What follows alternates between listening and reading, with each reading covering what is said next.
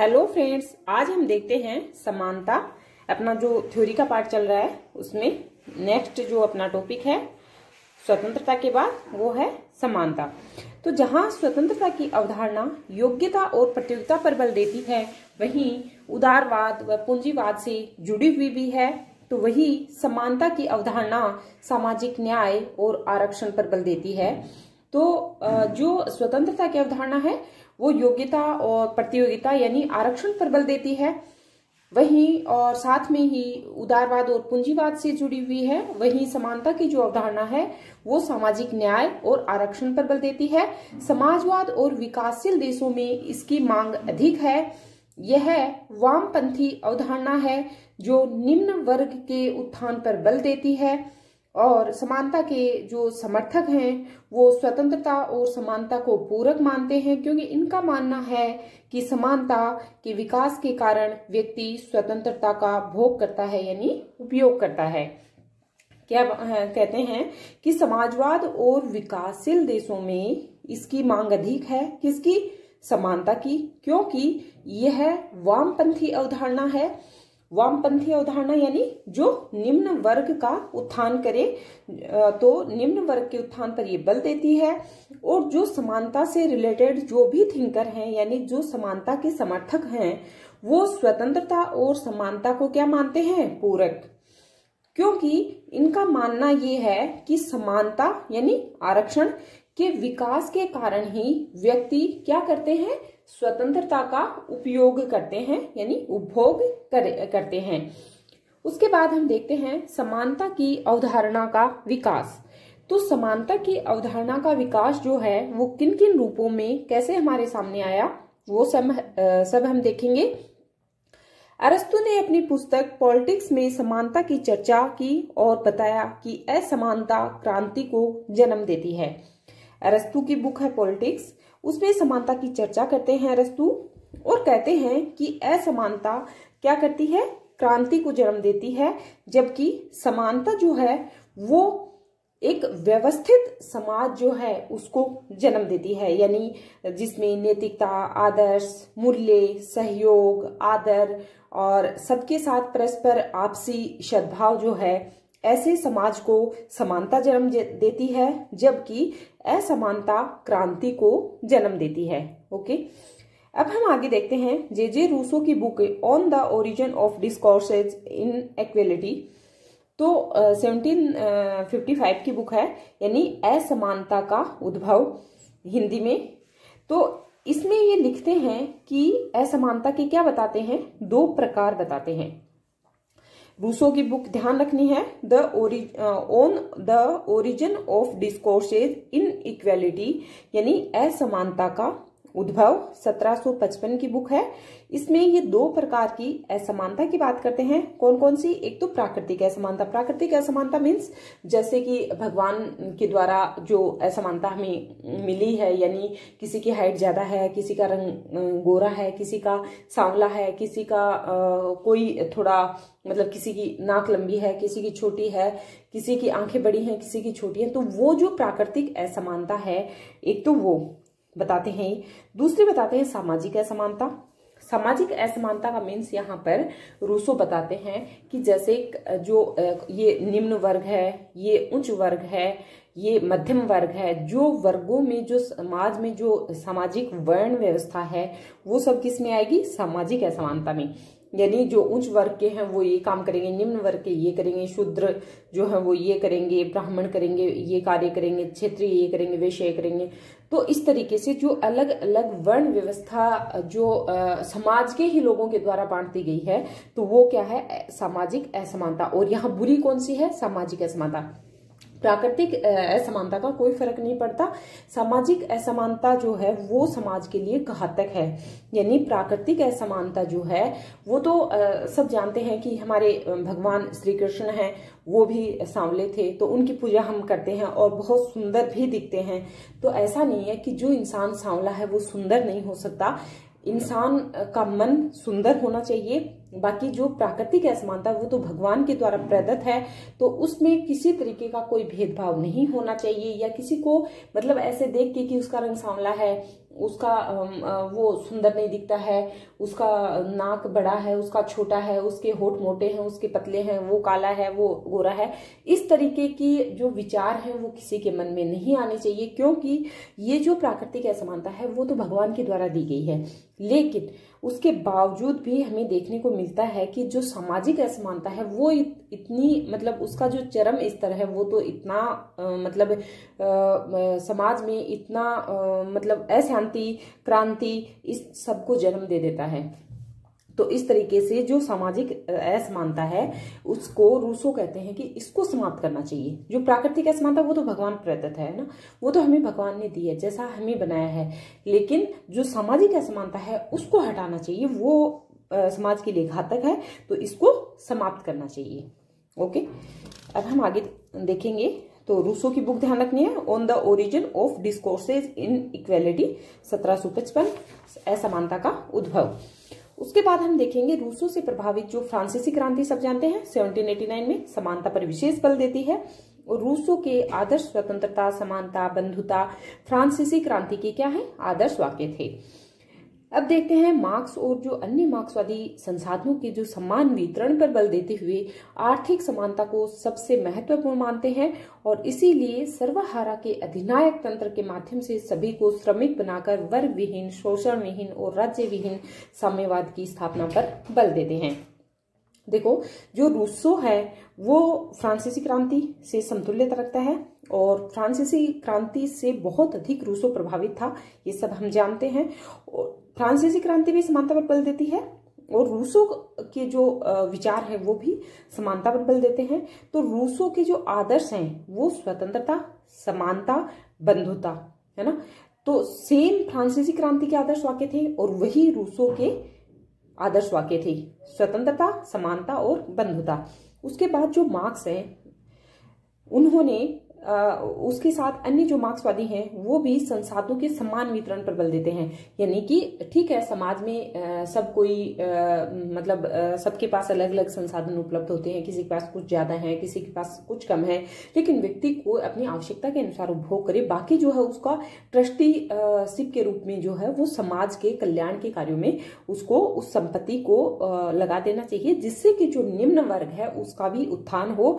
और इससे क्या होगा कि सर्वहारा के जो अधिनायक तंत्र के माध्यम से सभी को श्रमिक बनाकर क्या किया जाएगा, वर्ग विहीन, जहां कोई वर्ग नहीं होगा, शोषण विहीन, किसी का शोषण नहीं होगा, राज्य विहीन, यहाँ राज्य सर्वे सर्वा नहीं होगा, यहाँ कोई राज्य नहीं होगा, यानी राज्य का न्यूनतम कार्य क्षेत्र होगा। ऐसे साम्यवाद की स्थापना पर कौन बल देते हैं, मार्क्स। ओके, अब हम देखते हैं मार्क्स अपनी बुक ऑन ज्यूइश क्वेश्चन 1843 में निजी संपत्ति व व्यक्तिगत संपत्ति में अंतर करते हैं, और इनका कहना है कि हमें निजी संपत्ति को समाप्त करना चाहिए क्योंकि यह आर्थिक असमानता लाती है। जो मार्क्स है इनकी बुक ऑन ज्यूइश क्वेश्चन 1843 में दो तरीके की संपत्ति बताई थी, एक तो निजी संपत्ति यानी स्थायी, और एक व्यक्तिगत संपत्ति जो अस्थायी है। इन दोनों में अंतर करते हुए कहते हैं कि हमें निजी संपत्ति यानी जो स्थायी संपत्ति है उसको समाप्त करना चाहिए। निजी संपत्ति किसी की नहीं होनी चाहिए, वो एक ट्रस्टी के रूप में संपत्ति होनी चाहिए, क्योंकि यह जो निजी संपत्ति है यानी जो स्थायी संपत्ति है जिसका एक व्यक्ति जो है वो अपना मालिकाना हक समझता है, तो ऐसी संपत्ति को समाप्त कर देना चाहिए। ऐसी मतलब उसको जरूरत के अनुसार व्यक्ति जो है वो उसका उपयोग करे, जरूरत के अनुसार ही अपने पास रखे, बाकी जो संपत्ति है वो समाज कल्याण के कार्यों में उसको लगाना चाहिए।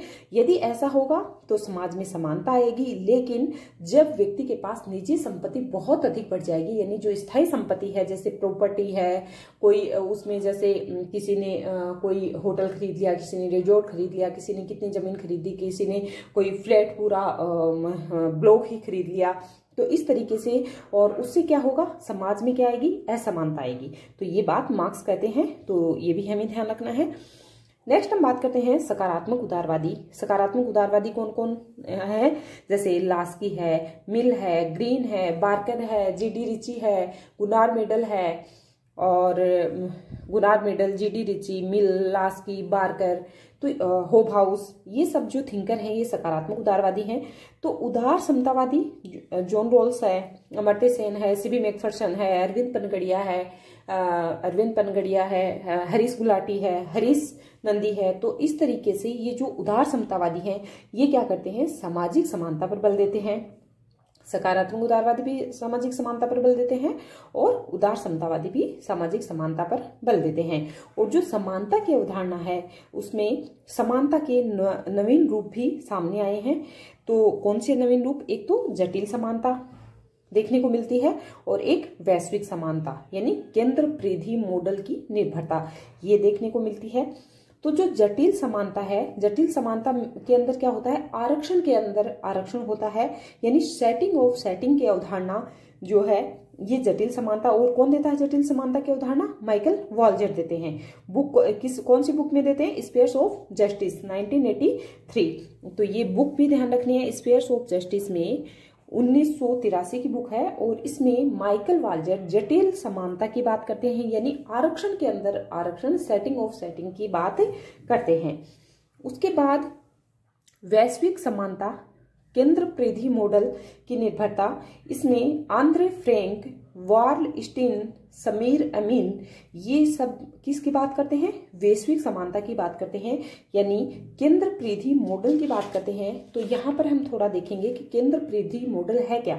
जैसे परिधि में तो कौन से आएंगे, परिधि में आएंगे जितने भी विकासशील देश हैं, जैसे भारत है तो, और विकसित जो केंद्र है उसमें कौन आएंगे, विकसित देश आएंगे, जैसे यूएसए है।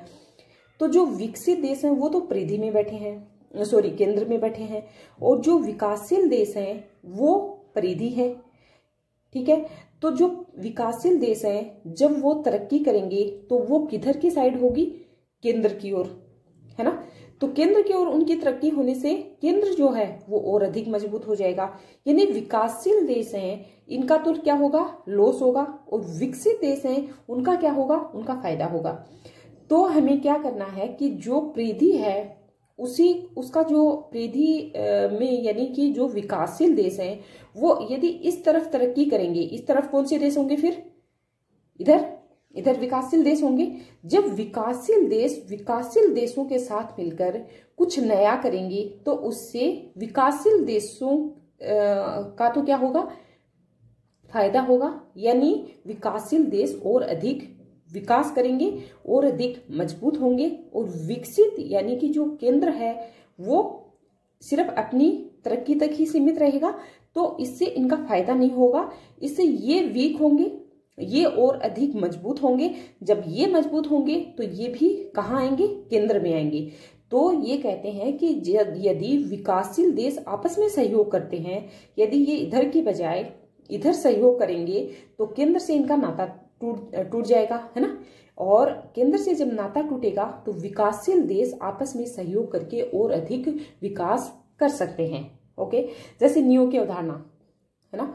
तो नियो की अवधारणा जो है ये भी वैश्विक समानता की बात करती है, हम सब जानते हैं 1973 की है। और जो नेम का चतुर्थ जो सम्मेलन हुआ था अल्जीरिया में, तो उसमें मतलब क्या हुआ, 1974 में यूएनओ महासभा से पारित किया गया था। तो इतना हमें ध्यान रखना है। उसके बाद हम बात करते हैं समानता के भेद। तो जो औपचारिक समानता के भेद कौन कौन से, एक तो औपचारिक, नकारात्मक, प्रक्रियात्मक और अवसरों की समानता। ये मैंने आपको बताया था कि जो चार्ल्स टेलर हैं उन्होंने अवसरों की समानता किसको कहा था, नकारात्मक समानता को, और सकारात्मक समानता को इन्होंने कहा था अवसरों के उपयोग की समानता, है ना, उपयोग की अवधारणा। तो ये हमें ध्यान रखना है, ये नया नाम है तो इसको भी ध्यान में रखते हुए हम डिस्कस करेंगे। तो औपचारिक, नकारात्मक, प्रक्रियात्मक और अवसरों की समानता। जो औपचारिक समानता है ये सतही या इसका छद्म रूप है, यानी ये कहाँ होगी, विकसित देशों में, यानी केंद्र वाले देशों में। ये विकसित देशों में है, योग्यता का समर्थन करते हैं, आरक्षण का विरोध करते हैं। परंपरावादी और जो स्वेच्छातंत्रवादी हैं वो इसमें आएंगे। परंपरावाद में कौन कौन आएगा, जैसे लॉर्ड एक्टन है, हर्बर्ट स्पेंसर है, जॉन लॉक है, डी टॉकविले है, और पिटेट है। तो इस तरीके से ये जो विचारक हैं ये परंपरावादी विचारक। और स्वेच्छातंत्रवादी आइजा बर्लिन है, एफ.ए. हैयक है, मिल्टन फ्रीडमैन है और रॉबर्ट नोजिक है। ये सब स्वेच्छातंत्रवादी विचारक हैं। तो ये किस में आएंगे? ये आएंगे औपचारिक समानता में, जो समानता और स्वतंत्रता को क्या मानते हैं? विरोधी मानते हैं। जबकि जो अनौपचारिक स्वतंत्रता है वह उसको तात्विक स्वतंत्रता भी कहते हैं, सकारात्मक समानता भी कहते हैं, उचित प्रयोगों की समानता भी कहते हैं। मैंने आपको बताया उचित प्रयोगों की समानता, और इसका जो वास्तविक रूप है वो स्वतंत्रता और समानता क्या मानते हैं? पूरक मानते हैं। और ये तो समानता का सतही रूप है, और ये कैसा रूप है? वास्तविक रूप है। ये विकासशील देशों के लिए है। यहाँ सकारात्मक उदारवादी आएंगे, उदार समतावादी आएंगे, समाजवादी आएंगे, समुदायवादी आएंगे। कौन कौन से विचारक? सकारात्मक उदारवादी, उदार समतावादी, समाजवादी और समुदायवादी। तो ये हमें ध्यान रखना है। अब हम आगे चलते हैं। ये जो सकारात्मक उदारवादी हैं, उदार समतावादी, समुदायवादी और जो समाजवादी हैं, ये मैंने अच्छे से अलग अलग उसमें थिंकर भी बताए हैं। जैसे हम लोगों ने स्वतंत्रता की अवधारणा डिस्कस की थी, वहां पर हम लोगों ने अलग अलग थिंकर जो है वो पूरे डिस्कस किए हैं। तो यदि यहाँ ये थोड़ा कंफ्यूजन है, इनको बार बार जब रीड आउट करते हैं तो हमें समझ में आ जाता है। उसके बाद हम देखते हैं समाजवाद। तो समाजवाद जो है ये उत्पादन के साधनों पर समाज का नियंत्रण स्थापित कर आर्थिक समानता यानी संसाधनों का समान वितरण स्थापित करना चाहिए। समाजवाद क्या है? उत्पादन के साधनों पर समाज का नियंत्रण स्थापित कर आर्थिक समानता, संसाधनों का समान रूप से वितरण जो है वो स्थापित करना चाहिए। यही समाजवाद है। अब हम देखते हैं समाजवाद के रूप। तो समाजवाद के कई रूप हैं, जिसमें काल्पनिक समाजवाद, क्रांतिकारी समाजवाद, लोकतांत्रिक समाजवाद, यूरो समाजवाद। तो इस तरीके से समाजवाद के अनेक रूप हमें देखने को मिलते हैं, जिसमें नव मार्क्सवाद भी आएगा। तो सबसे पहले हम देखते हैं थोड़ा, फिर हम डिटेल में भी इनको डिस्कस करेंगे। जैसे काल्पनिक समाजवाद है, ये यूरोपियन समाजवाद भी इसको कहते हैं। छोटे छोटे स्वायत्त समूह की स्थापना से समाजवाद की स्थापना करता है। इसके समर्थक विचार के जो हैं वो Charles Fourier, Robert oven, केवर्ट, Thomas हाजिकसन। उसके बाद क्रांतिकारी समाजवाद, मार्क्स, लेनिन, एंगेल्स, माओ, रोजलकबर्ग, ये सर्वहारा क्रांति को महत्वपूर्ण मानते हैं। तो ये क्वेश्चन आया हुआ है DSSB में कि क्रांतिकारी समाजवाद जो है ये किसको महत्वपूर्ण मानते हैं? तो सर्वहारा क्रांति को। उसके बाद लोकतांत्रिक समाजवाद देखते हैं। तो इसमें संशोधनवाद, जर्मन सामाजिक लोकतंत्र, फेबियनवाद, श्रम संघवाद और श्रेणी संघवाद, समष्टिवाद और यूरो। तो ये हमें ध्यान रखना है। तो लोकतांत्रिक समाजवाद के कई रूप हैं, ये हम अलग अलग इनकी थिंकर हम डिस्कस करेंगे। संशोधनवाद, जर्मन सामाजिक लोकतंत्र, फेबियनवाद, श्रम संघवाद, श्रेणी संघवाद और समष्टिवाद और यूरो समाजवाद। तो इनको अलग अलग भी डिस्कस करेंगे, क्योंकि यहाँ से क्वेश्चन एग्जाम में आजकल बहुत पूछे जाने लग गए हैं। अब हम नेक्स्ट देखते हैं नव मार्क्सवाद। तो जो नव मार्क्सवाद है, ये नव मार्क्सवाद मानव चेतना के माध्यम से समाजवाद आएगा। हिगल और युवा मार्क्सवाद जो है वो इससे प्रभावित हैं। तो ये क्या कहते हैं? नव मार्क्सवादी कहते हैं कि जब मानव चेतना होगी तो उसके माध्यम से क्या आएगा? समाजवाद आएगा। उसके बाद है काल्पनिक समाजवाद। तो इस शाखा के अनुसार समाजवाद की स्थापना छोटे छोटे स्वायत्त समूह के माध्यम से होगी। यह व्यवहारिक तो नहीं है, लेकिन समाजवाद की स्थापना के लिए भूमि तैयार करता है।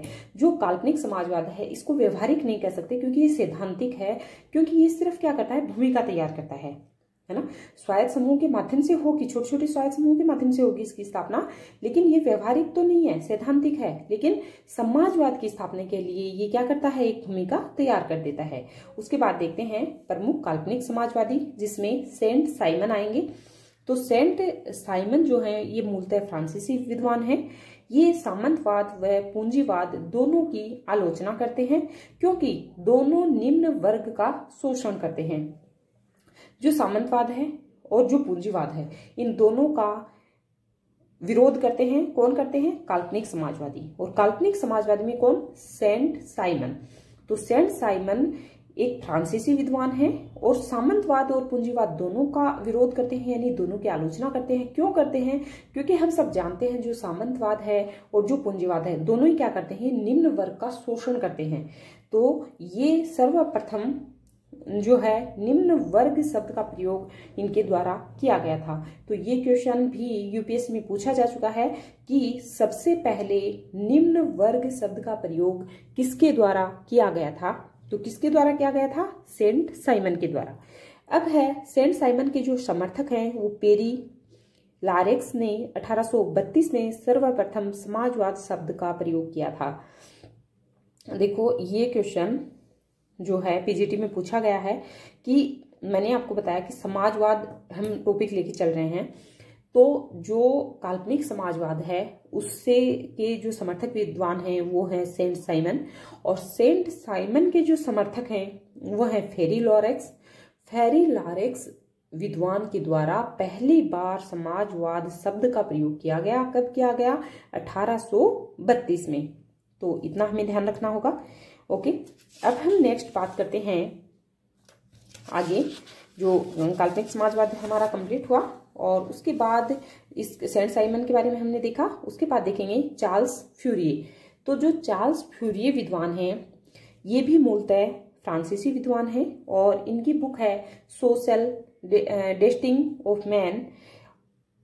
इसमें ये क्या कहते हैं, काल्पनिक समाजवाद के बारे में बताते हैं और जो नारीवाद है उस शब्द की उत्पत्ति का श्रेय जो है वो भी चार्ल्स फ्यूरिये को दिया जाता है। तो चार्ल्स फ्यूरिये को एक तो नारीवाद शब्द की उत्पत्ति का श्रेय दिया जाता है, यानी फेमिनिज्म शब्द का प्रयोग सबसे पहले किसने किया था? चार्ल्स फ्यूरिये के द्वारा किया गया था। इनकी बुक का नाम क्या है? Social destiny of man. उसके बाद है बच्चों की शिक्षा पर बल। तो स्वायत्त समूह को फलन स्टेट का नाम देते हैं जो न्यूटन के गुरुत्वाकर्षण के नियम पर आधारित होगा। एक तो ये क्वेश्चन भी एग्जाम में पूछा गया है कि न्यूटन के गुरुत्वाकर्षण नियम पर आधारित जो है ये स्वायत्त समूह होंगे, ये मतलब किसके द्वारा कहा गया? तो चार्ल्स फ्यूरिये के द्वारा कहा गया। कई बार एग्जाम में पूछा जा चुका है, ये काफी इंपॉर्टेंट फैक्ट है तो इसको भी ध्यान रखना है। स्वायत्त समूह को क्या कहते हैं? ये फलन स्टेट, और जो फलन स्टेट है वो न्यूटन के गुरुत्वाकर्षण नियम पर आधारित होगा। और इसमें नेक्स्ट जो थिंकर हैं वो हैं रॉबर्ट ओवेन। तो हम लोगों ने सेंट साइमन के बारे में देखा, चार्ल्स फ्यूरिये के बारे में जो कि काल्पनिक समाजवादी हैं। अब है रॉबर्ट ओवेन, ब्रिटिश समाजवादी व उद्योगपति हैं। इनकी बुक है a new view of society 1813। तो बुक का नाम क्या है? A new view of society 1813। इन्होंने लंकाशायर, यानी यूके में पड़ता है लंकाशायर, सहकारिता पर आधारित उद्योग स्थापित किया था, लेकिन वह सफल नहीं हो सका और अंत में ये भी छोटे छोटे स्वायत्त समूह पर बल देने लग गए। यानी इन्होंने लास्ट में क्या किया? अंत में छोटे छोटे स्वायत्त समूह पर बल दिया और लंकाशायर सहकारिता पर आधारित उद्योग स्थापित किए, लेकिन वो सफल नहीं हो सके। क्योंकि वही होता है कि जैसे कोई अगर एक व्यक्ति कोई चीज की जिम्मेदारी लेता है तो वो उसे अच्छे तरीके से निभाता भी है, लेकिन कहे कि हाँ आपका 10 दिन में कोर्स हो जाएगा, ये 10 टीचर करवा देंगे और ऐसे ऐसे अलग अलग पार्ट उनको दे दिया जाता है, तो कोई करवाता है कोई नहीं करवाता। तो अलग अलग लोगों के हाथ में कमान दे देने से वो कार्य सफल नहीं होता है। यदि एक व्यक्ति कोई चीज की जिम्मेदारी लेता है तो उसे बखूबी निभाता है। तो यही बात रॉबर्ट ओवेन के द्वारा हुई थी, तो ध्यान रखना है। उसके बाद देखते हैं एंटी मैन केबेट, प्रथम समाजवादी इनको माना जाता है। ये भी कम्युनिज्म शब्द का प्रयोग करते हैं और पहली बार जो कम्युनिस्ट शब्द का प्रयोग किसने किया था? विक्टर डी हुपे ने किया था। और कम्युनिज्म शब्द का प्रयोग किसने किया था? जॉन गॉडविन ब्रोम्बे ने किया था। तो ये भी हमें ध्यान रखना है।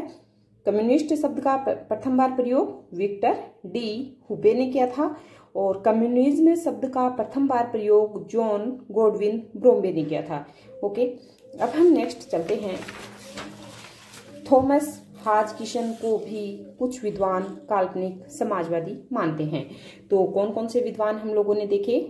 सेंट साइमन काल्पनिक समाजवादी, उसके बाद चार्ल्स फ्यूरिये काल्पनिक समाजवादी, रॉबर्ट ओवेन काल्पनिक समाजवादी, एंटीमेन केवेट काल्पनिक समाजवादी, और उसके बाद हैं क्रांतिकारी समाजवाद जो वो डिस्कस करेंगे, और एक थिंकर बच गए थॉमस हाजकिसन। तो कौन कौन सी हो गए काल्पनिक समाजवादी? Saint Simon, Robert Owen, Charles Fourier, और एक थिंकर कौन से? एंटीमेन केवेट। तो ये हमें ध्यान रखना है। जो ये थोड़ा सा टॉपिक जो है वो टफ है, लेकिन यहाँ से क्वेश्चंस एग्जाम में बहुत ज़्यादा आने लगे हैं, तो हमें थोड़ा इनको अच्छे से डिस्कस करना ही होगा, कोई ऑप्शन नहीं है। ठीक है, थोड़े फैक्ट ज़्यादा हैं लेकिन याद तो करने पड़ेंगे। काल्पनिक समाजवादी कौन कौन? Saint Simon, Charles Fourier, Robert Owen और केवेट। तो इतना हमें ध्यान रखना है। उसके बाद एक है थॉमस हाजकिसन। तो जो थॉमस हाजकिसन है इनको भी काल्पनिक समाजवादी माना जाता है। उसके बाद दूसरा जो समाजवाद का रूप है वो देखते हैं क्रांतिकारी समाजवाद। इस श्रेणी में Karl Marx, Friedrich Engels, V.I. Lenin, Roger Berg, Mao, ये सब विद्वान कौन से हैं? क्रांतिकारी समाजवादी हैं। पूंजीवाद, शोषण, वर्ग संघर्ष, राज्य की शक्ति उच्चतम अवस्था पर होती है। पूंजीवाद में सब जानते हैं, जहां पूंजीवाद होगा वहां शोषण होगा, वर्ग संघर्ष होगा, राज्य की शक्ति का क्या होगा? उच्चतम अवस्था पर होगी। जैसे जहां जो पूंजीवाद है वहां सबसे ज्यादा शोषण होगा, राज्य की जो शक्ति होगी वो इतनी ज्यादा होगी, इतना पावरफुल राज्य होगा कि वहां संघर्ष, वर्ग संघर्ष जो है वो बहुत अधिक देखने को मिलेगा। संक्रमणकालीन सर्वहारा का अधिनायक तंत्र, योग्यता अनुसार कार्य और कार्यानुसार वेतन। जो सर्वहारा का अधिनायक तंत्र है उसमें क्या होता है? जिस व्यक्ति के पास जितनी योग्यता है वो उसके अनुसार कार्य करे और उसके अनुसार क्या मिलेगा? उसको वेतन मिलेगा। उसके बाद साम्यवाद जो है वो अंतिम अवस्था है, सब जानते हैं। तो साम्यवाद अंतिम अवस्था में क्या होगा? वर्ग विहीन, शोषण विहीन, राज्य विहीन साम्यवाद की स्थापना होगी और क्रांति, गुणात्मक परिवर्तन होता है, आर्थिक परिवर्तन होता है। तो ये हमें ध्यान रखना है। क्रांतिकारी समाजवाद, यहाँ मार्क्स का जो भी समाजवाद था मतलब साम्यवाद, वो हमें देखने को मिलता है। पूंजीवाद, फिर सर्वहारा अधिनायकवाद, साम्यवाद और क्रांति, तो ये हमें ध्यान रखना है। उसके बाद हम देखेंगे विकासवादी समाजवाद। तो विकासवादी समाजवाद की ऐसी शाखा है जिसमें मार्क्स की क्रांति के विचारों में परिवर्तन कर मानती है कि लोकतांत्रिक तरीके से समाजवाद स्थापित हो सकता है। इसने सामाजिक परिवर्तन कर समाजवाद की स्थापना पर बल देते हैं। विकासवादी समाजवाद की ऐसी शाखा है जिसमें मार्क्स की क्रांति के विचारों में परिवर्तन कर मानते हैं कि लोकतांत्रिक तरीके से समाजवाद स्थापित हो सकता है और इसने यानी धीरे धीरे सामाजिक परिवर्तन कर समाजवाद की स्थापना पर बल देते हैं। ओके, ये है विकासवादी समाजवाद। तो जो विकासवादी समाजवाद जिसको हम लोकतांत्रिक समाजवाद भी कह सकते हैं, तो इसके भी अनेक रूप देखने को मिलते हैं। कौन कौन से? संशोधनवाद, एडवर्ड बर्नस्टाइन द्वारा दिया गया, इसके जनक एडवर्ड बर्नस्टाइन। जर्मन सामाजिक लोकतंत्र, इसके जनक हैं फर्डिनेंड नसाल। थर्ड है फेबियनवाद, Sidney Webb, Beatrice Webb, Edward Pease, Bernard Shaw, ये हैं। फिर है श्रम संघवाद, जॉर्ज यूजेन सोरेल। श्रेणी समाजवाद, पेटी ऑरेंज, GDH कोल। समष्टिवाद, CEM जोर्ड। और यूरो समाजवाद, सेंट कैरिलो। यूरो समाजवाद का प्रभाव जो है, ग्राम्स्की का प्रभाव यूरो समाजवाद पर दिखाई देता है, तो ये हमें भी ध्यान रखना है। तो जो विकासवादी समाजवाद है इसके अनेक रूप दिखाई देते हैं और ये हम अलग अलग डिस्कस करेंगे, लेकिन नेक्स्ट वीडियो में करेंगे। ये वीडियो बहुत लंबा हो जाएगा, तो इसमें से क्वेश्चन डेफिनेटली एग्जाम में पूछा जाएगा, तो ये हम अच्छे से डिस्कस करेंगे वन बाय वन। तो संशोधनवाद के जनक एडवर्ड बर्नस्टाइन हैं, थोड़ा सा देख लेते हैं एक बार, फिर अगले वीडियो में हम इनको पूरा डिटेल से डिस्कस करेंगे। तो संशोधनवाद के जनक एडवर्ड बर्नस्टाइन हैं। जर्मन सामाजिक लोकतंत्र फर्डिनेंड नसाल हैं। फेबियनवाद, Sidney Webb, Beatrice Webb, Edward Pease और बर्नार्ड शो इससे जुड़े हैं फेबियनवाद से। श्रम संघवाद, जॉर्ज यूजेन सोरेल हैं। श्रेणी समाजवाद, पेटी ऑरेंज, GDH कोल हैं। समष्टिवाद, CEM जोर्ड हैं। यूरो साम्यवाद, सेंट कैरिलो और ग्राम्स्की का प्रभाव। तो ये हमें थोड़ा सा इधर थोड़ा ध्यान रखेंगे और उसके बाद अगले वीडियो में हम इनको अलग अलग डिस्कस करेंगे। और ओके फ्रेंड्स, होप करती हूँ कि आज का वीडियो आपको समझ में आया होगा। थैंक्स।